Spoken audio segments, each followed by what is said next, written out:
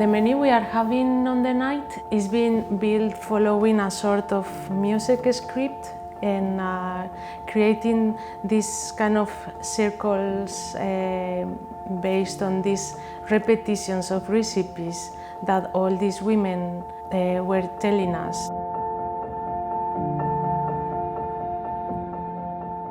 My name is Marta Fernández Calvo and I'm here at Delfina Foundation doing a residency as part of the Politics of Food program. The project I'm developing here is called Casas de Comidas, and it looks at a phenomenon that happened in Spain during dictatorship, in which women needed to bring an extra income to the house, and so they just got together to cook family recipes and in places in which they could also mind their children. They became very powerful in a place like the kitchen, no? Where nobody could expect anyone to get strong. No? So this project is happening in a moment in which casas de comidas are disappearing, mostly because women have access to work, and also because they were based in very, very good quality produce and very time-consuming recipes that now can't really compete with the chain restaurants.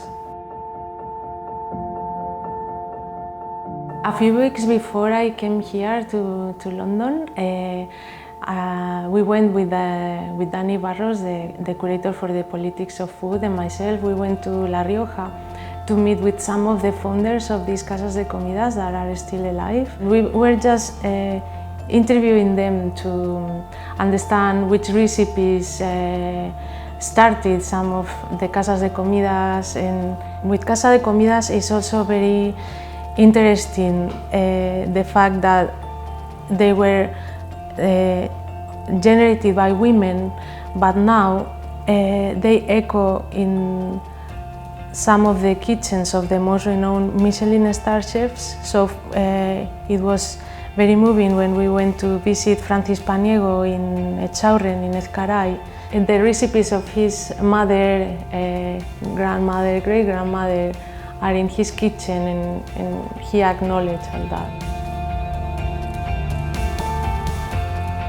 All this research I've made will take the form of a performative dinner here at Delfina Foundation, and it will be a public event for 30 people. Something really magical is going to happen, and is that Maria Arroyo is coming from Logroño. Maria is actually like a treasure for me in this performance because she would have been the fourth generation of a Casa de Comidas that just closed in Logroño last winter.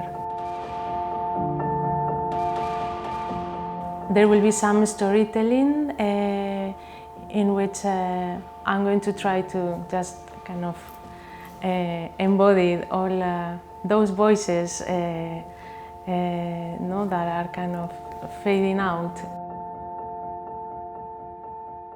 The next dish is gonna be buttered cake. And yeah, I want to tell you a story. It was very important for Maria that the cake we are having tonight comes from the Cantabric Sea. We were very organized this week, and just thinking so much about this cake that should travel in a suitcase from Logroño to London, stopping in Madrid. Yeah, so it came amazingly yesterday in Maria's suitcase. Yeah, just with a few clothes, because it was full of food. Even the potatoes, guys, you had came from La Rioja. And I just was super obsessed about this cake traveling in a suitcase, that I thought it was amazing and very surreal. And yeah, so I had to draw it. I made this drawing. So just to introduce the dessert, I want to tell you a story that comes from my family.